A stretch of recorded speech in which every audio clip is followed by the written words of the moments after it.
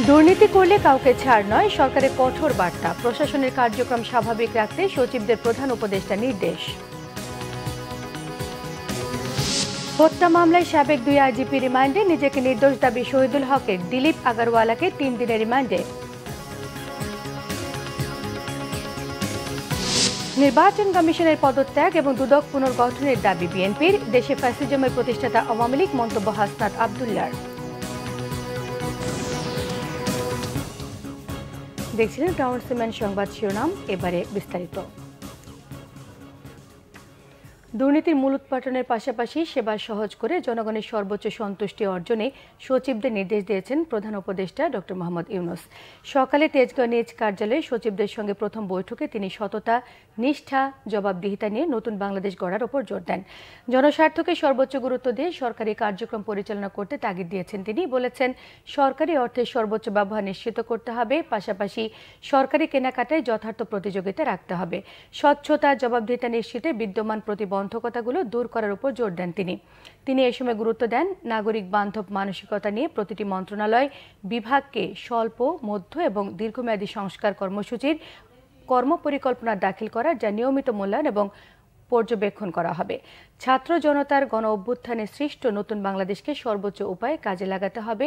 সরকারের সকল পর্যায়ে সংস্কার কর্মসূচি গ্রহণ এবং বাস্তবায়নে মার্চিং অর্ডার প্রদানের নির্দেশনাও দিয়েছেন অধ্যাপক ইউনূস। হত্যা মামলায় পুলিশের সাবেক মহাপরিদর্শক এম শহীদুল হকের 7 দিনের এবং আবদুল্লাহ আল মামুনকে 8 দিনের রিমান্ডে নিয়েছে পুলিশ।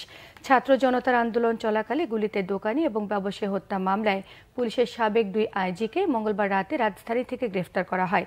ডিবি কার্যালয়ে তাদের প্রাথমিক জিজ্ঞাসাবাদ করা হয়েছে। আজ সকালে দুজনকে আদালতে হাজির করে 10 দিন করে রিমান্ডের আবেদন করে পুলিশ। শুনানি শেষে আদালত শহীদুল হকের 7 দিন এবং আবদুল্লাহ আল মামুনের 8 দিনের রিমান্ড মঞ্জুর করেন। এদিকে রাজধানীর হাজারীবাগ থানায় অপহরণের পর মুক্তিপণ আদায়ের মামলায় গ্রেফতার ধানমন্ডি জোনের সাবেক অতিরিক্ত উপ পুলিশ কমিশনার আবদুল্লাহিল কাফির 8 দিনের রিমান্ড মঞ্জুর করেছেন আদালত। এদিকে হত্যা মামলায় ডায়মন্ড ওয়ার্ল্ডের ব্যবস্থাপনা পরিচালক দিলীপ কুমার আগরওয়ালাকে 3 দিনের রিমান্ড মঞ্জুর করেছে আদালত। দুপুরে তাকে আদালতে হাজির করে 7 দিনের রিমান্ড আবেদন করা হয়। শুনানি শেষে আদালত 3 দিনের রিমান্ড মঞ্জুর করেন। এর আগে গতরাতে রাজধানীর গুলশানে ডায়মন্ড ওয়ার্ল্ডের কার্যালয় থেকে তাকে গ্রেফতার করা হয়। র্যাব জানায়, ভবনের 13 তলায় আত্মগোপন করেছিলেন দিলীপ কুমার আগরওয়াল। প্রথমে সেখানে অভিযানে গেলেও তার সন্ধান পাওয়া যায়নি। পরে রাত 12টার দিকে তাকে গ্রেফতার করা হয় ওই ভবন থেকেই। 2-1 ঘন্টা প্রাথমিক জিজ্ঞাসাবাদ শেষে রাত 2টা নাগাদ দিলীপ কুমারকে গুলশানের অফিস থেকে বের করে নিয়ে যায় র্যাব।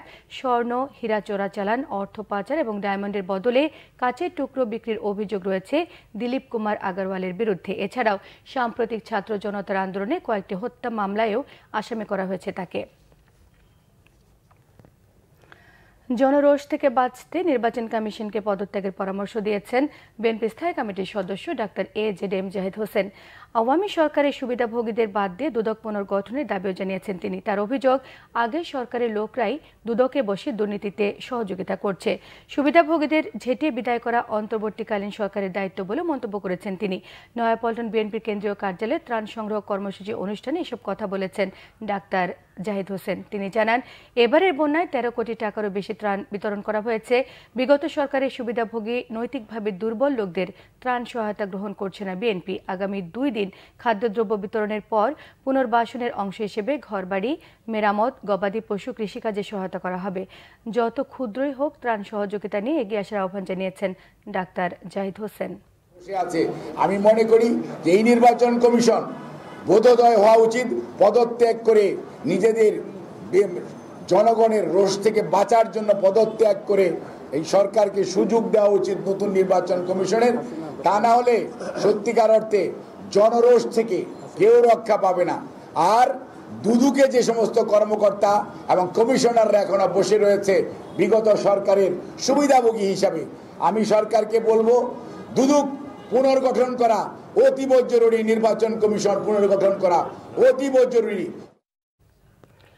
আওয়ামী লীগ সরকার বিচার, শিক্ষা ও স্বাস্থ্য ব্যবস্থাকে পুঁজি করে ফ্যাসিজম প্রতিষ্ঠা করেছিল। বৈষম্য বিরোধী ছাত্র আন্দোলনের সংবাদ সম্মেলনে এমন মন্তব্য করেছেন সমন্বয়ক হাসনাত আবদুল্লাহ। অন্তর্বর্তী সরকারকে প্রশ্নবিদ্ধ করতে যারা এখন মাঠে নামছেন তারা গত 16 বছর কোথায় ছিলেন সেই প্রশ্ন করেছেন তিনি। এদিকে গণ অভ্যুত্থানের 1 মাস পূর্তিতে শহীদি মার্চ কর্মসূচি ঘোষণা করেছেন সমন্বয়ক সার্জিস আলম। ক্ষমতাকে প্রশ্ন করার চর্চাটাকে আমরা রাখতে যাচ্ছি।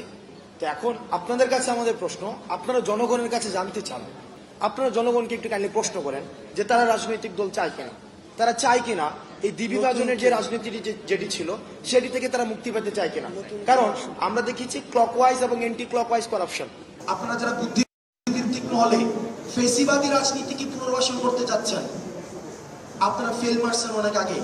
রাজনৈতিক পথটাকে আপনারা রুদ্ধ করে দিয়েছেন, সেটির দায়ভার আপনাদেরকে নিতে হবে। সেটির দায়ভার যদি আপনারা না নিয়ে আবার যদি রাজনীতি করার পুনর্বাসন করার চিন্তা করেন, তাহলে সেক্ষেত্রে এই ছাত্র নাগরিক যারা শহীদ হয়েছে আমরা ফিল করি তাদের কাছে আমাদের জবাবদিহিতা রয়েছে, তাদের কাছে আমাদের দায়বদ্ধতা রয়েছে। আগামীকালকে আবারও আমার ওই শহীদ ভাইদের স্মৃতিকে, স্পিরিটকে নিজের মধ্যে ধারণ করে আমার ওই যে আহত ভাইগুলো এখনো হাসপাতালের বিছানায় কাতরাচ্ছে, আমার যে ভাই বোনগুলো তাদের হাত হারিয়েছে, পা হারিয়েছে, চোখ হারিয়েছে, তাদেরকে স্মরণ করে তাদের স্মৃতিকে ধারণ করে আমরা আগামীকাল 5 সেপ্টেম্বর আমাদের ছাত্র জনতার অভ্যুত্থানের 1 মাস পূর্তি উপলক্ষে আমরা একটি শহীদি মার্চ করতে চাই। এই ছিল এখনকার মতো। পরের সংবাদ সন্ধ্যে 6টায়, 5টায় রয়েছে নিউজ টপ 10 দেখার আমন্ত্রণ রইল। এছাড়া বাংলা ভিশন সংবাদ এবং সংবাদ সংশ্লিষ্ট অনুষ্ঠান দেখতে ভিজিট করুন www.bbnews24.com, facebook.com/banglavishnewsে সাবস্ক্রাইবও করতে পারেন, youtube.com/banglavishnewsের সঙ্গে থাকায় সবাইকে ধন্যবাদ।